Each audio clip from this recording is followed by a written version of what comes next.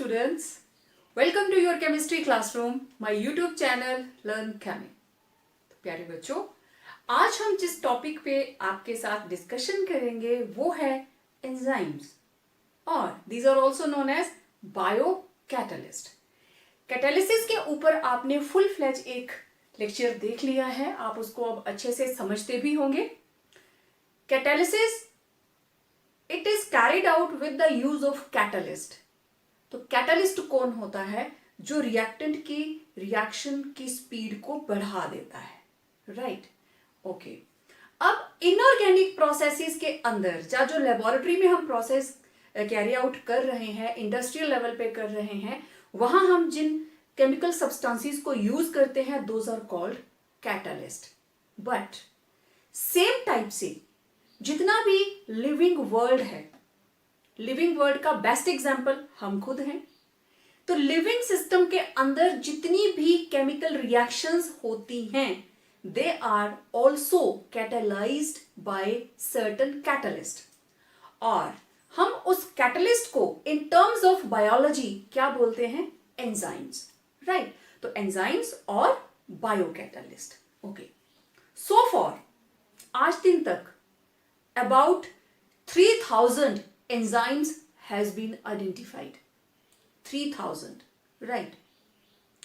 अब basically maximum of the enzymes are proteins. जितनी भी हमारी बॉडी के अंदर प्रोटीन्स हैं they catalyze many reactions. Enzymes are proteins, but all proteins are not enzymes. Keep it in mind, okay? Enzymes are proteins, but all proteins are not enzymes. Okay, then फिर बात आती है, अब ये अगर प्रोटीन्स हैं तो उनको हम उसके मॉलिक्यूलर मास के बेस पे भी डिफरेंशिएट करते हैं and their molecular mass is around 15,000 to 10⁻⁶ grams per mole. Units के हिसाब से ये रहता है। Okay, now these are produced by living cells. Living cell इनको प्रोड्यूस करते हैं as per their requirement. Okay, अब देखिए हमारी बॉडी के अंदर फ्यूल है, राइट? एंजाइम्स, इनके बारे में आज हम बात कर रहे हैं। हमारी बॉडी को वेरियस वर्क्स के लिए, वेरियस फंक्शंस के लिए एनर्जी चाहिए। आपको चलने के लिए एनर्जी चाहिए, बोलने के लिए एनर्जी चाहिए, राइट? बोलने में भी एनर्जी कंज्यूम होती है, राइट? तो कोई आप फिजिकल वर्क करते हैं, आप खेतों में काम करते हैं, रोड साइड काम करते हैं, what ever physical work you do you need energy, है ना? आजकल लोग बहुत कैलोरी कॉन्शियस हैं। तो कैलोरी क्या है? Calories are, these are the energies. Calorie is a unit of energy. जो हम चीज खाते हैं, इवन आप चीनी खाते हो, चीनी में भी कैलोरीज होती है, बहुत ज्यादा कैलोरीज होती है। जितना ज्यादा मीठा उतनी ज्यादा कैलोरीज, राइट? तो उन कैलोरीज को बर्न करने के लिए या तो हम बहुत ज्यादा वर्कआउट करते हैं, हम जिम जाते हैं, हम खेतों में काम करते हैं, हम घर का काम करते हैं, तब तो वो कैलोरीज बर्न हो गई। Otherwise it will lead to obesity, मोटापा आ जाएगा, ठीक है? तो if you people want to be fit, avoid sweets. चीनी को ना बोलना सीखिए, ठीक है? चीनी कम से कम खाएं। ओके, अब देखिए जैसे जो हम केमिकल रिएक्शंस पढ़ते हैं, थर्मोकेमिकल रिएक्शंस, उनके अंदर आप बात करते हो ना डेल्टा जी की, ठीक है? Delta G. अब किसी भी रिएक्शन के स्पॉन्टेनियस होने के लिए डेल्टा जी की वैल्यू क्या होनी चाहिए? Yes, it should be negative. There should be decrease in free energy. Okay, और आपको यह भी पता है डेल्टा जी किसके बराबर होता है? Delta H minus T delta S, ठीक? तो सेम यही थर्मोकेमिकल इक्वेशन लिविंग वर्ल्ड के अंदर होने वाली केमिकल रिएक्शंस में भी एप्लीकेबल होती है। अब हमारी बॉडी के अंदर अगर मैं एक सिंपल सा आपको एक केमिकल रिएक्शन लिख के दिखाती हूं, this is C6H12O6 plus O2 and it will form CO2 plus H2O. Let it be balanced, 6 and 6. Okay, it is balanced and it liberates 36 ATPs। मतलब डेल्टा H होगा इसका नेगेटिव और वो नेगेटिव वैल्यू किसके बराबर है? 36 ATPs, adenosine triphosphate. It's the unit of energy in living world. ठीक है, अब यहां हम किलो जूल की बात नहीं करेंगे, we will talk about ATP, right. उससे एक फास्फेट हट जाता है तो it becomes ADP, adenosine diphosphate, then AMP, adenosine monophosphate. तो ये बायोलॉजिकल टर्म्स है, we have nothing to do with that. Just remember, जब हमारे पास 1 mole glucose, this is 1 mole glucose, 1 mole glucose का अगर आप मास निकालते हैं तो it will be 180 grams, right. तो 180 ग्राम ग्लूकोज जब बर्न करता है, it gives carbon dioxide and water along with the liberation of 36 ATPs, right. Actually ये 36 एटीपीज नहीं होती हैं, इसमें से निकलती है 38, लेकिन during the process of breakdown of glucose, glycolysis, Krebs cycle, बहुत सारे प्रोसीजर्स लगते हैं, बायो वाले बच्चे मेरे से ज्यादा बेटर जानते होंगे। तो 2 ATPs they are used, 2 ATP units जो है एनर्जी की, दे आर यूज्ड। वहां पे क्या हो गया? Delta H positive. तो जब ये यूज हो रहा है तो डेल्टा एच क्या है? पॉजिटिव। मींस जो इसका प्रोसेस है during mechanism, there are also some reactions which are having delta H positive, endothermic है, लेकिन ओवरऑल क्या है? ये एक्सोथर्मिक, राइट। तो ये एक रिएक्शन, ये ग्लूकोज की मैंने बात करी, तो दिस इज एक्सोथर्मिक, एनर्जी बाहर जाती है। ओके, अब ये प्रोसेस कहां होता है हमारी बॉडी के अंदर? ग्लूकोज जो बर्न कर रहा है कहां होता है? हमारे बॉडी के अंदर वहां कोई ऐसे थोड़ी ना कि गैस स्टोव रखा हुआ है, कोई चूल्हा है वहां पे और वहां पे आग की तरह ग्लूकोज बर्न करेगा। यस, सोचिए सोचिए। हाँ, it is done during the process of respiration. Now what is respiration? intake of oxygen and exhaling of CO2. This is called respiration. This is breathing. This is called breathing. Inhale, exhale. This is breathing.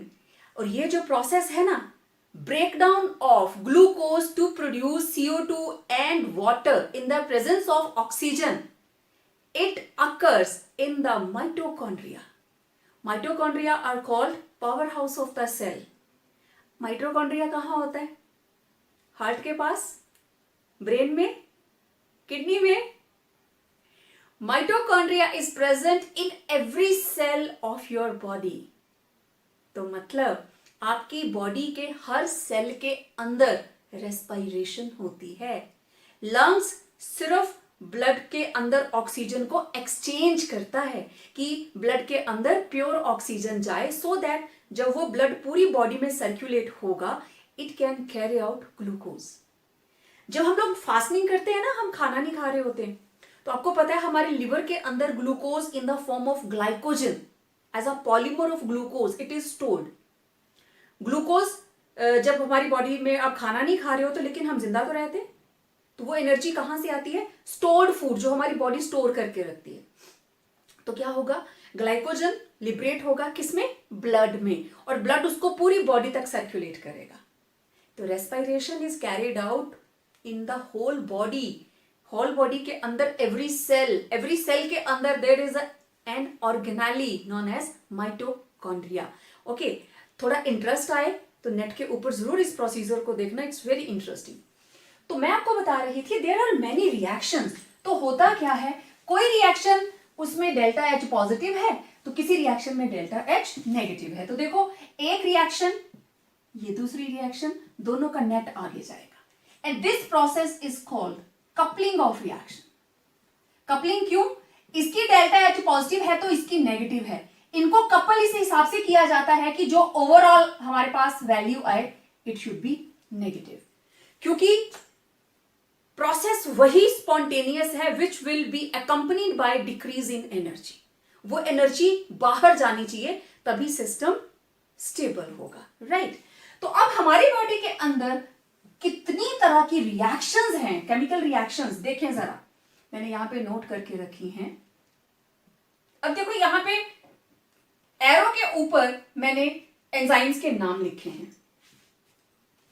कई बार enzyme का नाम होता है उसके substrate के हिसाब से, means उसने किसके ऊपर काम करना है, that particular substance is known as substrate. ठीक है, सबस्ट्रेट सॉर्ट ऑफ रिएक्टेंट।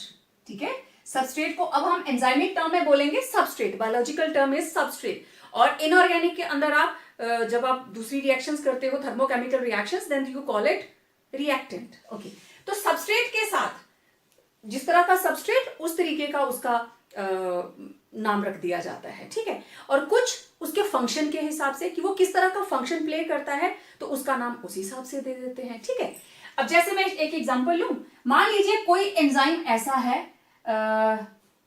जो रिडक्शन एंड ऑक्सीडेशन दोनों साथ में करता है।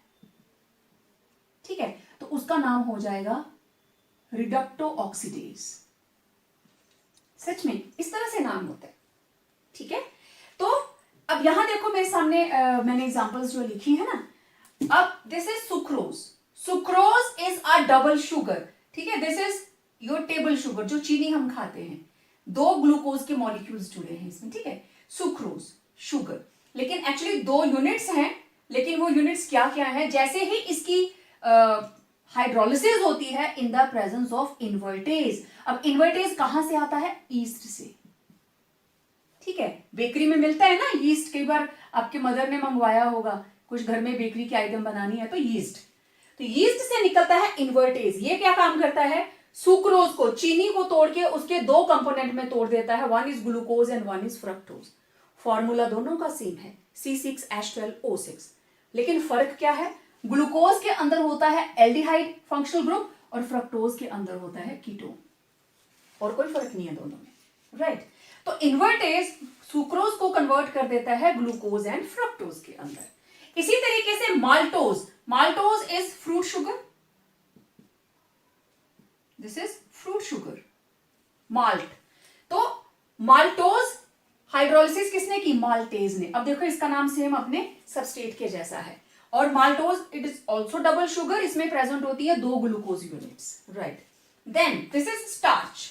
स्टार्च की हाइड्रोलिसिस करता है डायस्टेज, और ये बना देता है स्टार्च से double sugar maltose.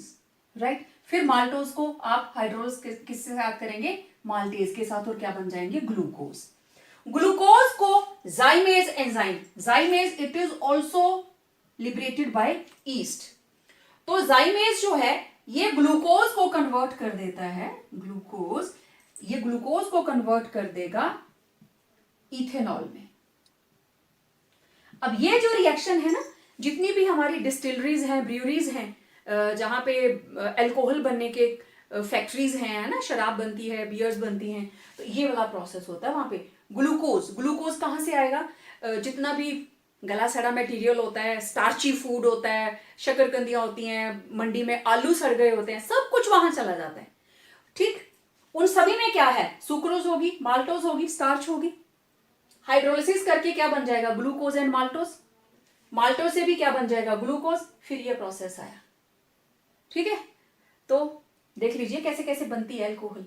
Okay, this is urea and hydrolysis of urea in the presence of urease. अब देखो ये भी सेम अपने सबस्ट्रेट जैसा नाम है, तो यूरिया की हाइड्रोलिसिस से अमोनिया बनता है, और साथ में कार्बन डाइऑक्साइड जो है वो लिबरेट होती है। ओके, देन हमारे स्टमक के अंदर देयर आर प्रोटीन्स, प्रोटीन के ऊपर पेप्सिन। ठीक है, पेप्सिन इज एन एंजाइम, ये प्रोटीन को कन्वर्ट कर देता है अमाइनो एसिड में। ओके, मिल्क, मिल्क के अंदर शुगर है lactose, C12H22O11, this is also double sugar. Lactose को कन्वर्ट करता है लैक्टेज, सेम सबस्ट्रेट जैसा नाम है इसका, लैक्टेज, और ये क्या बना देता है, लैक्टोज के अंदर 2 यूनिट है ना, तो एक ग्लूकोज और एक galactose, galactose is known as milk sugar. Right, तो मिल्क से बनता है कर्ड, कौन बनाता है, लैक्टोबैसिलाई। ठीक है, तो एंजाइम लैक्टोबैसिलाई वो मिल्क से कर्ड बना देते हैं। ये तो मैंने थोड़ी सी एग्जांपल्स लिखी हैं। अब अगर हम सिर्फ अपने डाइजेस्टिव एंजाइम्स की ही बात करें, मैंने यूरिया की भी बात की, प्रोटीन्स की भी बात की, तो अगर हम सिर्फ डाइजेस्टिव एंजाइम्स की बात करें तो डाइजेशन स्टार्ट्स इन माउथ, हमारे मुंह में सलाइवा रहता है, saliva is generated from salivary glands, हमारे मुंह में रहती है बक्कल कैविटी में अंदर, राइट। तो स्लाइवरी ग्लैंड से निकलता है स्लाइवरी एमाइलेज, एमाइलेज, ठीक है। और एमाइलेज जो है it directly acts on starch, ठीक है। ये हमारे पास स्टार्च है C6H10O5, ठीक। तो N मॉलिक्यूल्स, ठीक। और इसकी जब हाइड्रोलिसिस होगी it will give C6H12O6, glucose molecules, glucose, बहुत सारे ग्लूकोज के यूनिट। अब जरा एक चीज देखना, एमाइलेज, जब एमाइलेज काम करेगा तो ये चीज बनेगी। और जिस वक्त स्टार्च के ऊपर डायस्टेज ने काम किया था तो डबल शुगर बनी थी, लेकिन यहां से क्या बन रहा है, सिंगल यूनिट मोनोसेकेराइड बन रहा है। This is called disaccharide, 2 units हैं इसमें, मोनोसेकेराइड। तो खाना मुंह में ही डाइजेस्ट होना स्टार्ट हो जाता है। ओके, देन यहां से इसोफेगस से डायरेक्ट हमारे स्टमक में अंदर, राइट। तो stomach, this area is not stomach, stomach is somewhat in between the ribs, right, below, nearly below the ribs. कई बार भूख लगती है ना, तो जिस जगह पे वो जलन फील होती है दैट इज स्टमक। जलन क्यों होती है, एसिड गिरता है। और एसिड कब गिरता है, जब आप पेट खाली रखते हो, आप खाना नहीं खाते हो, राइट। तो हार्ट बर्निंग होती है, हम बोलते हैं हार्ट बर्न हो रहा है, लेकिन एक्चुअली वो हार्ट बर्न नहीं हो रहा होता, स्टमक में एसिड गिर रहा होता है। तो खाली पेट रखेंगे तो अल्सर्स हो जाते हैं, तो थोड़ा थोड़ा खाएं लेकिन खाना खाते रहें। ओके, देन स्टमक में उसके ऊपर एसिड गिरा। अब एसिड गिरा तो उसमें जितनी भी फैट्स होंगी वो भी थोड़ी सी उसमें मिक्स होने की कोशिश करेंगी। ओके, फिर आगे चला फूड, अब स्मॉल इंटेस्टाइन की तरफ जा रहा है, तो रास्ते में पेनक्रिया, ठीक है, पेनक्रियाज है, पेनक्रियाटिक जूसेस, एंड सबसे बेस्ट बाइल जूसेस है ना, गॉल ब्लैडर, उसमें से बाइल जूसेस आते हैं, and they carry out the emulsification of fat. अब आपने सोचना, जिस दिन आपने सुबह सुबह पूरियां खाई होती हैं, फ्राइड चीजें खाई होती हैं, तो आपको भूख लेट लगती है, क्योंकि पूरियां जल्दी डाइजेस्ट नहीं होती। सिंपल चपाती जल्दी डाइजेस्ट हो जाती है, क्यों? क्योंकि सिंपल चपाती में तो स्टार्च ही होगा या ग्लूटामिन प्रोटीन होगी, तो इसकी डाइजेशन तो मुंह से ही स्टार्ट हो गई, लेकिन फैट कहां बचेगा जाके, जब स्टमक से आगे शिफ्ट करेगा। तो टाइम लगता है जितनी भी फ्राइड चीजें हैं उनको डाइजेस्ट करने के लिए। और मैक्सिमम लोगों को प्रॉब्लम ही इस चीज से रहती है कि फ्राइड खाते हैं तो एसिडिटी होती है, राइट। तो that is the reason. Okay, bile juices आ गए, then small intestine. Small intestine के अंदर पेप्सिन, ट्रिप्सिन, काइमोट्रिप्सिन, काइमोपेप्सिन, बहुत सारी प्रोटीन्स हैं जो हमारे पास एंजाइम्स हैं जो प्रोटीन्स को तोड़ते हैं। बहुत सारे एंजाइम हैं जो कार्बोहाइड्रेट्स को तोड़ेंगे, बहुत सारे एंजाइम्स हैं जो फैट्स को तोड़ेंगे, और अल्टीमेटली वहां पे एसिमिलेशन हो जाती है, देन वेस्ट जो है वो लार्ज इंटेस्टाइन में चला जाता है। ओके, अब अगर हम, आपने देखा डाइजेस्टिव ट्रैक्ट के अंदर कितने सारे एंजाइम्स हैं, हमने इन एंजाइम्स को डाइजेस्टिव ट्रैक्ट से हटा दिया, व्हाट विल हैपन? अब one full meal which will be having proteins, तो उस एक मील को डाइजेस्ट करने में कितना टाइम लगेगा? नॉर्मली तो 6 घंटे लगते हैं। सुबह खाना खाया तो 6 घंटे बाद आपको भूख लग जानी चाहिए एक नॉर्मल ह्यूमन बीइंग को। तो अगर हम सारे के सारे डाइजेस्टिव एंजाइम्स को हटा दे रहे हैं ट्रैक से, what will happen? It will take 50 years, 50 साल लगेंगे उस एक मील को डाइजेस्ट करने में विदाउट एंजाइम्स। तो नाउ यू कैन अंडरस्टैंड कि विद एंजाइम्स ये रिएक्शन कितनी ज्यादा स्पीड अप हो जाती है, राइट। तो enzymes are of vital importance in our body. जिनको बॉडी के अंदर एंजाइम प्रॉपरली काम नहीं करते, फिर क्या होता है, डॉक्टर्स उनको बाहर से एंजाइम्स देते हैं। They have been given orally in the form of medicine or some supplement, ठीक है। ओके, अब एंजाइम्स कितनी तरह की रिएक्शंस को कैरी आउट करते हैं और इनका मैकेनिज्म क्या रहता है, ठीक है। अब हम उसके बारे में बात करते हैं।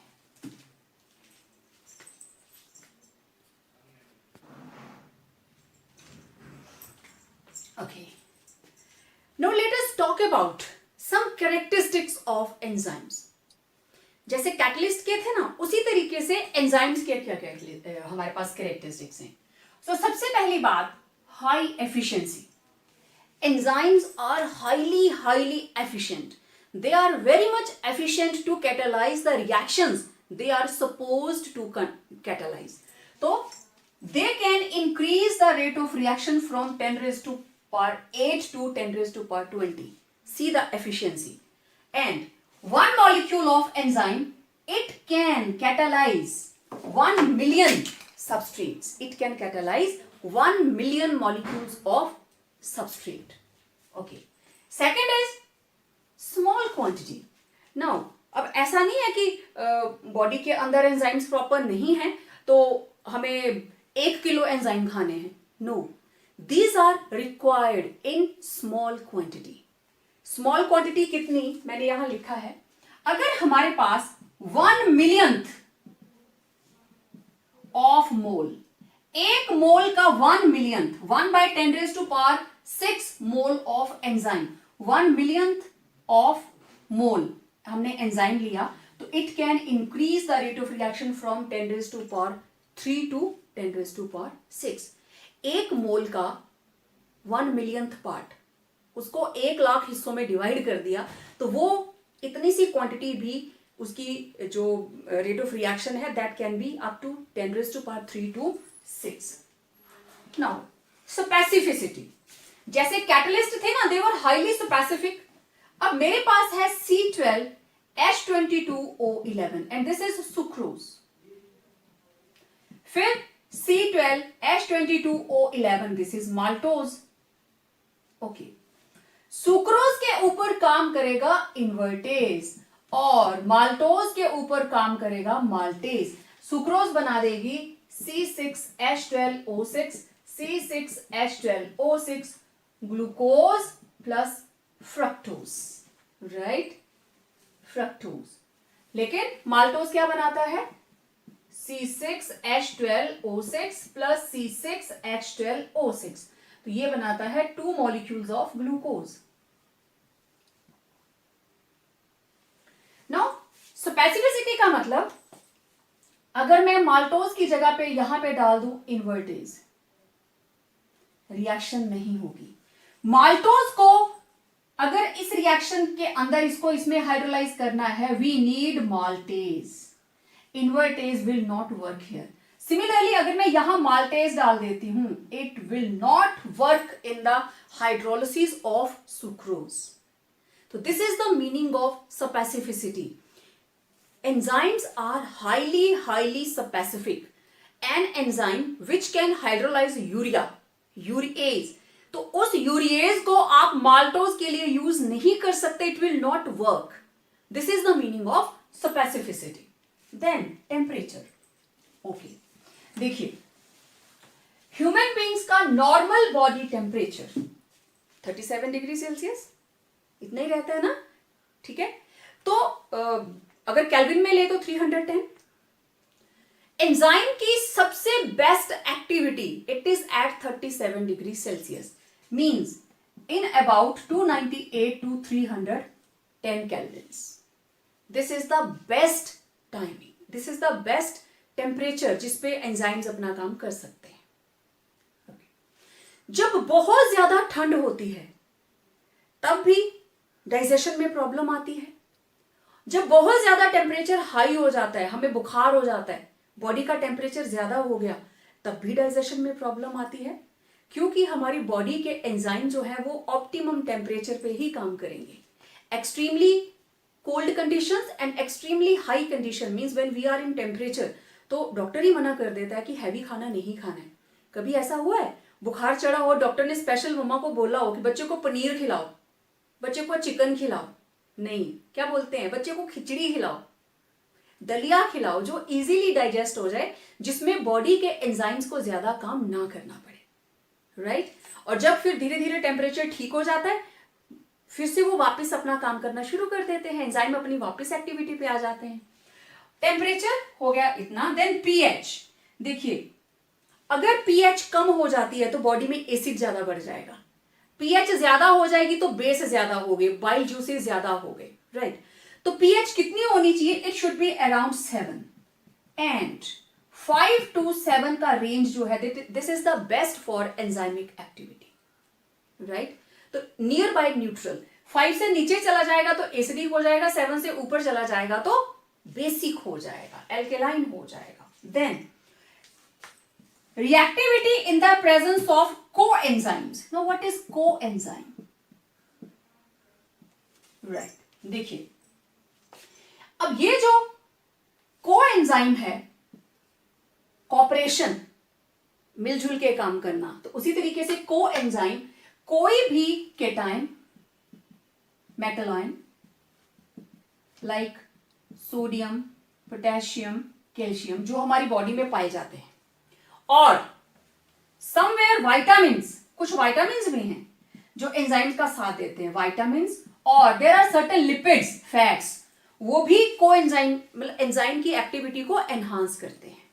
तो कोई भी, अब ये सारे के सारे क्या हैं? These are non proteinic, these are non-proteinic parts which can enhance, promote the activity of enzyme are known as coenzymes, और इनको हम बोल देते हैं promoters.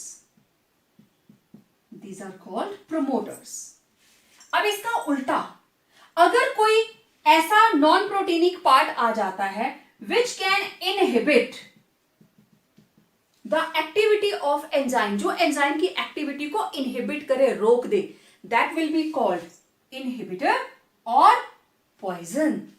कैटलिस्ट में भी थे ना inhibitors and poisons, same enzymic जो हमारे पास एक्टिविटीज रहती हैं, तो एंजाइम कैटालाइज्ड रिएक्शंस भी एनहांस होती हैं। अगर उनको प्रोमोटर मिल जाता है तो रिएक्शन फास्ट हो जाएगी, लेकिन अगर कोई पॉइजन है तो it will decrease its rate of reaction. ठीक है, तो ये थे एंजाइम्स के कैरेक्टरिस्टिक्स। ओके, अब हम देखते हैं mechanism of enzyme catalysed reactions. जिन रिएक्शंस को एंजाइम कैटालाइज करते हैं वो रिएक्शंस कैसी होती है। देखिए मैकेनिज्म, बहुत simple. First step, enzyme plus substrate, substrate मतलब रिएक्टेंट, सबस्ट्रेट एंजाइम, तो ये दोनों मिलकर बनाते हैं enzyme substrate complex, ES complex. तो ये इंटरमीडिएट स्टेट है, हाईली एनर्जेटिक रहती है, और सेकेंड स्टेप के अंदर ES टूट जाता है और ये बन जाता है एंजाइम प्रोडक्ट कॉम्प्लेक्स। नाउ ये बन गया एंजाइम एंड प्रोडक्ट कॉम्प्लेक्स, और नेक्स्ट एंजाइम अलग हो जाता है और प्रोडक्ट अलग हो जाता है। This is enzyme product complex, और दिस इज रीजेनरेटेड एंजाइम, और ये चला गया प्रोडक्ट। बहुत ही सिंपल। आपने इसको एक लाइन में नहीं करना है तो आप उसको स्टेप में कर सकते हो। ठीक है, आपने इधर को नहीं किया, ओके मैं इधर को कर देती हूं। ये रहा फर्स्ट स्टेप। फिर क्या हुआ, ES ये कन्वर्ट हो गया EP में, केमिकल रिएक्शन हो गई। फिर EP एंजाइम अलग हो जाता है और प्रोडक्ट अलग हो जाता है। बहुत ही सिंपल। एंजाइम सबस्ट्रेट मिलके बनाते हैं ES कॉम्प्लेक्स, ES कॉम्प्लेक्स से बनता है EP प्रोडक्ट। ठीक है, EP कॉम्प्लेक्स, EP से एंजाइम अलग हो जाता है। Now this is regenerated enzyme and this is product, जो भी सबस्ट्रेट से बनना होगा। Now this is based upon lock and की प्रोसीजर। जैसे एक पर्टिकुलर लॉक के लिए पर्टिकुलर की रहती है, उसी तरीके से। ओके, ये देखिए, ये है मेरे पास सबस्ट्रेट, दिस इज एंजाइम। ठीक है, ये एंजाइम की है एक्टिव साइट। अब इस एक्टिव साइट पे हमारे पास सबस्ट्रेट आएगा, और उस सबस्ट्रेट के पास भी सेम ऐसा ही होना चाहिए। मतलब ये अगर सबस्ट्रेट यहां पे आएगा तो इट विल बी हैविंग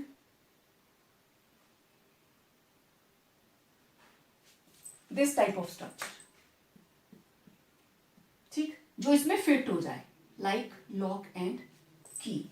अब मान लीजिए यहां के लिए जो रिएक्टेंट आ रहा था, जो हमारे पास यहाँ पे ये एंजाइम है ना, तो दिस इज सबस्ट्रेट।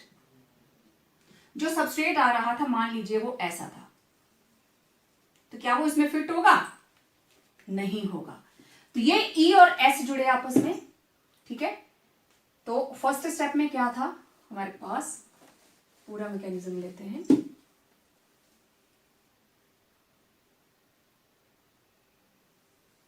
ये था ई, ठीक है, और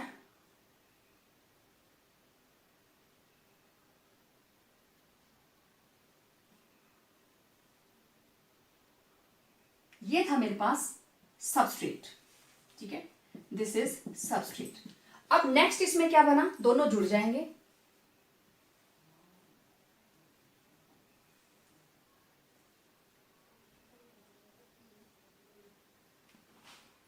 ये देखिए, ये बन गया ई एस कॉम्प्लेक्स, ठीक है।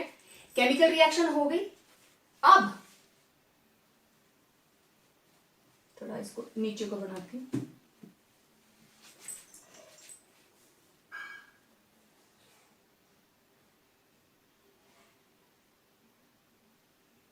ये देखिए एंजाइम फिर से रीजेनरेटेड और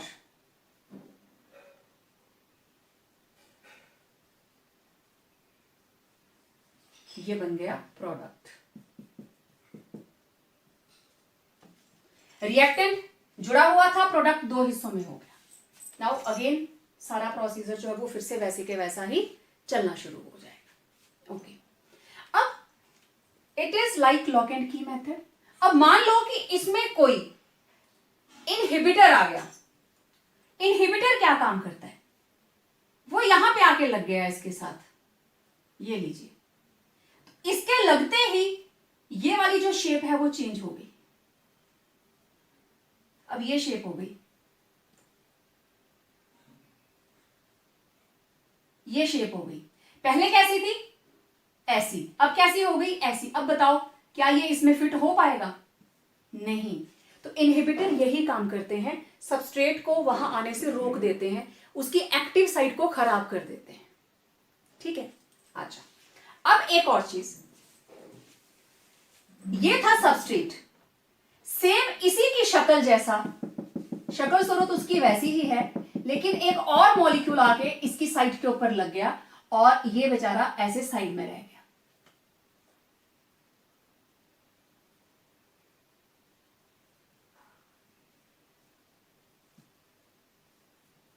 ये था सबस्ट्रेट और ये कौन है, पॉइजन। शक्ल सूरत सेम थी, एक्टिव साइट भी उसकी ऐसी ही थी, तो इससे पहले ये यहां जाके लग गया। तो इस तरीके से काम करते हैं पॉइजन्स। इनहिबिटर उसकी साइट को खराब कर देता है और जो पॉइजन्स हैं वो सबस्ट्रेट के आने से पहले शक्ल सूरत में मिलते जुलते ही होते हैं और उसकी जगह पे जाके वो खुद लग जाते हैं। तो क्या करते हैं, वो एंजाइम की एक्टिव साइट को खराब करते हैं। अब उसने एंजाइम की साइट को ब्लॉक कर दिया है ना, एंजाइम की साइट को ब्लॉक कर दिया, तो नेचुरली एंजाइम की जो एक्टिविटी है वो क्या हो जाएगी, कम हो जाएगी।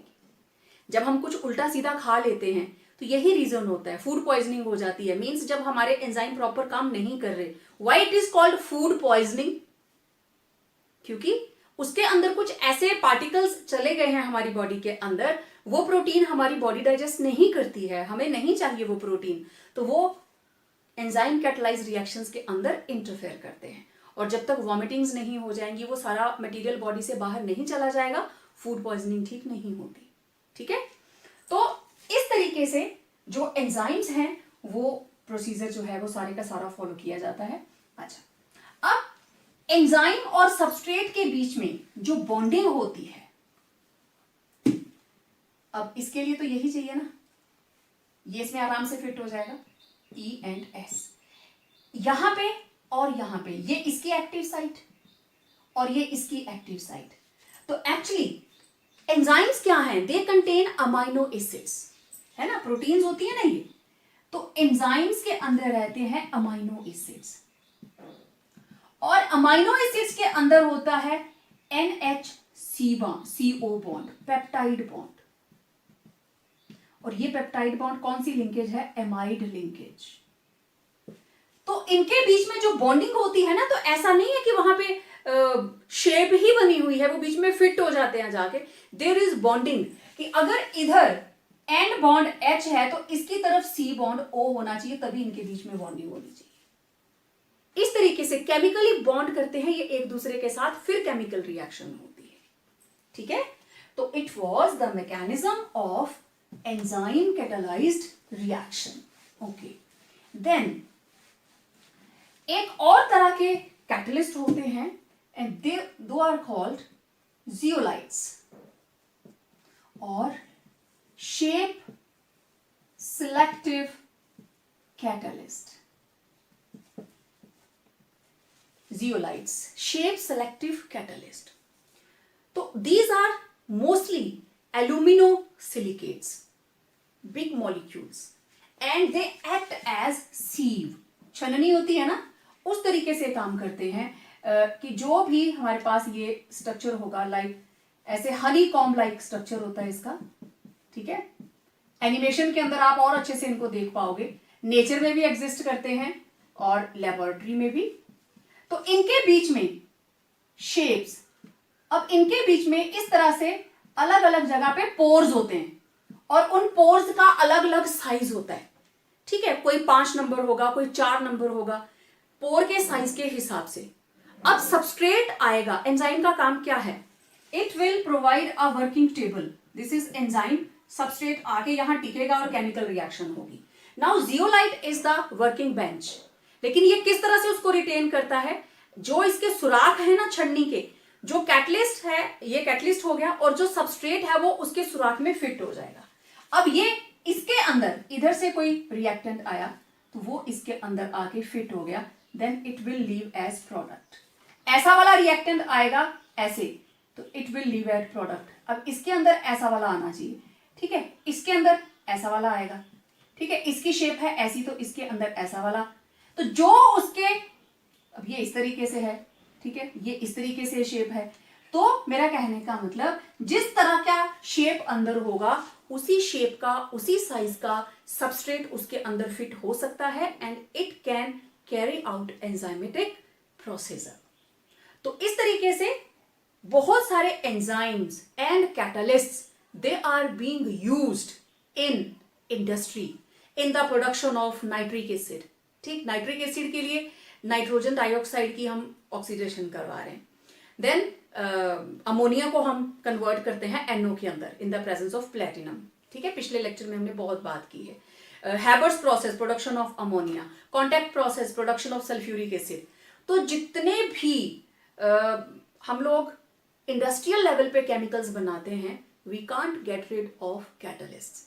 और जितने भी हमारी बायोलॉजी के ऊपर बेस्ड, माइक्रोबायोलॉजी के ऊपर बेस्ड इंडस्ट्री है, चाहे वो फूड इंडस्ट्री है, ब्रूअरी है, डिस्टिलरी है, वहां पे सारे का सारा काम कौन कर रहे हैं, एंजाइम्स। तो catalyst and enzymes, they are of prime importance in our life, in our body as well as in our day to day life. Right, तो it was all about catalysis and enzymes. Well, I am sure आप लोगों ने animation को बहुत enjoy किया होगा। सारे के सारे प्रोसीजर, एंजाइम कैटलाइज्ड रिएक्शंस को अच्छे से अंडरस्टैंड किया गया होगा। स्पेसिफिसिटी क्या है, इसके कैरेक्टरिस्टिक्स क्या हैं, इंडस्ट्री में कहाँ कहाँ पे इसको यूज करते हैं, आपने उसको अच्छे से समझा होगा। सो जब तक हम नेक्स्ट वीडियो लेके आपसे मिले, till then stay home, stay safe.